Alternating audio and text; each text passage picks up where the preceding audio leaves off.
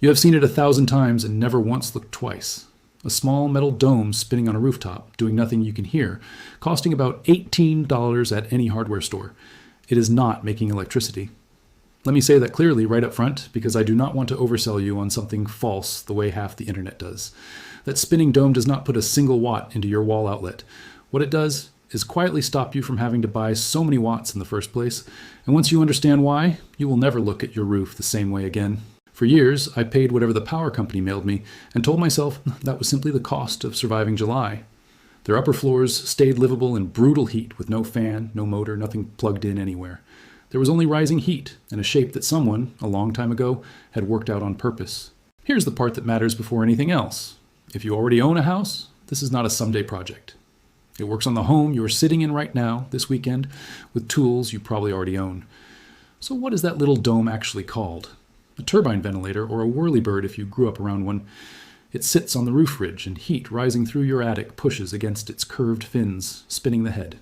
Wind spinning across it speeds that up further. Every rotation drags a column of trapped, superheated attic air straight out of the house. No electricity in, just heat and wind going in, hot air going out. Here's the number that should bother you. On a sunny afternoon, a poorly vented attic does not sit at a mild 90 degrees. Building science and energy efficiency researchers have long measured attic air climbing toward 150 degrees Fahrenheit in some homes. Hot enough that it radiates straight down through your ceiling into every room below all afternoon and into the evening. Your air conditioner is not really fighting the weather outside. A big share of the time it is fighting the furnace sitting quietly over your head. Every dollar you send the utility company in July is partly a fight against heat that a few pounds of spinning metal could have thrown out for free. That is the honest version of free here. Not new electrons in your outlet, but electrons your air conditioner never had to burn, which spends exactly the same in your bank account. That is because the turbine is only half a machine. The Amish never get credit for inventing it, and honestly, neither did most modern homeowners. What actually explains why old farm buildings breathe so well is a design principle that predates the turbine entirely and was written down, with instruments and measurements by an American scientist whose name almost nobody recognizes anymore. His name was Franklin Hiram King.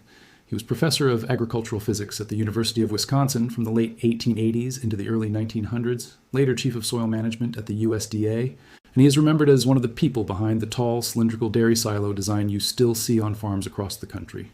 In 1908, in Madison, he self-published a book called Ventilation for Dwellings, Rural Schools and Stables. Read that title again, Dwellings, not just barns. He measured with real instruments how a building could move air using nothing but rising heat and gravity, cutting stale, overheated, moisture-loaded air out of a structure without a single moving part or a single watt of power. For a while, his gravity ventilation system genuinely spread across American farm country, built into thousands of barns and homes because it flat out worked. Then, electricity got cheap and wired into every farm and town in the country, and a system that moved air for free suddenly had a competitor that moved air for a monthly bill. You can guess which one got marketed as modern and which one quietly got filed under old-fashioned. Traditional farmhouses in places like rural Pennsylvania and Ohio kept building King's principle into their homes and barns long after the rest of the country moved on, mostly because they never signed up for the monthly utility relationship in the first place, so there was nothing pulling them away from it. That little wooden vented tower you sometimes see on an old barn roof is not decoration. It is an exit door for heat, matched by low vents down near the foundation, and the whole structure breathes top to bottom without anyone flipping a switch. The turbine ventilator on your roof is essentially King's exit door with a spinning head bolted on.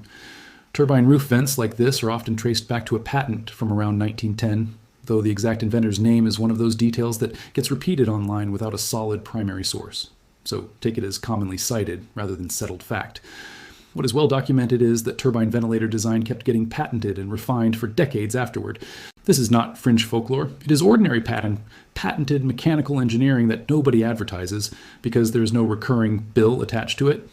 You buy it once and it runs for 20 years. Now, the principle that actually makes that $18 dome powerful instead of decorative. A chimney does not work from the top. It works from the bottom. Air cannot leave the peak of your house unless an equal volume is allowed in somewhere low. Seal the bottom, and that turbine is trying to suck through a closed straw. It spins. It just barely does anything. The old farmhouse got this right by pairing the high roof vent with low vents at the foundation. High out, low in, creating a continuous current engineers call the stack effect. The taller the vertical distance between your low intake and your high outlet, the stronger the pull, And your own house, from crawl space or basement up to the attic ridge, is one of the tallest stacks you own. In practice, that means the turbine's output is decided almost entirely by where fresh air gets to enter.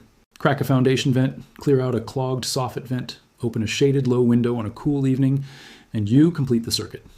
That $80 dome stops just clearing the attic and starts pulling a slow current of cooler ground level air up through the whole house, flushing the day's heat out the top.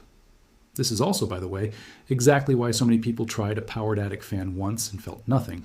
With no low intake, a powered fan can actually pull conditioned air out of your living space and, worse, pull combustion fumes back down a chimney. It was only ever half a machine, same as the turbine on its own. None of this replaces central air on the worst day of August. What it does is carry the load on every mild evening, every cool night, every shoulder season week in spring and fall when your compressor never needed to run at all. Solar chimney and passive cooling research has found that pulling a steady current of air across a hot surface can noticeably drop that surface's temperature, and the same logic scales down to your attic and your ceiling. Here is why this knowledge faded instead of spreading. When electricity became cheap and reliable, an entire industry grew up around comfort you purchase every month, and the people who write modern building codes and standards tend to be drawn from the industries that manufacture and sell that mechanical equipment, not from old barns, and not from a Wisconsin professor's 1908 self-published book.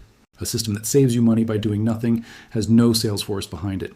That is a business model explanation, not a conspiracy, and it is enough on its own to explain why this got filed under quaint instead of smart. There's a real, physical, easy-to-verify test worth doing before you spend anything. Go up into your attic on a hot afternoon and just feel it. If it feels like an oven, that heat is radiating into your living space every single day, whether or not you notice your thermostat working harder. From there, the fix is genuinely a weekend job. Clean out or add a turbine ventilator at the ridge. Then do the step almost everyone skips. Clear the soffit vents of paint, leaves, and old insulation, unblock foundation vents, and open a low, shaded window on cool evenings. Give the heat a door at the top, and give cool air a door at the bottom, and let that current run in the evening, then close things up again once the day heats back up to hold the cool air you banked overnight. A quick safety note, because this channel does not do permanent fix, never think about it again, claims passive ventilation reduces your cooling load. It does not replace a functioning air conditioner on a genuine heat wave day, and if your attic has active mold, pest, or structural issues, deal with those first before relying on airflow alone. Foundation and crawl space vents should stay screened to keep pests and rodents out. And if you are opening basement or ground floor windows overnight, that is a security and weather consideration too, not just an airflow one. None of this is a machine you have to feed. There is no financing, no service contract, no technician who has to come back next year. You buy a 5-pound piece of spinning tin once, you learn where your low intakes actually are, and physics that has run for free since long before anyone billed for it does the rest. That is the whole trade this channel keeps coming back to. Not a hidden gadget, but a habit of actually asking how something works before you accept that the only way to fix it is to pay someone every month. Look at your own roof. If you already have one of those spinning domes up there and never gave it a second thought, tell us what state you're in and whether it turns out to be doing anything at all. We will be comparing notes. And if this is the kind of thing you want more of, Hidden Fix Lab keeps digging up the ordinary engineering that quietly got labeled old-fashioned once someone found a way to charge for the alternative.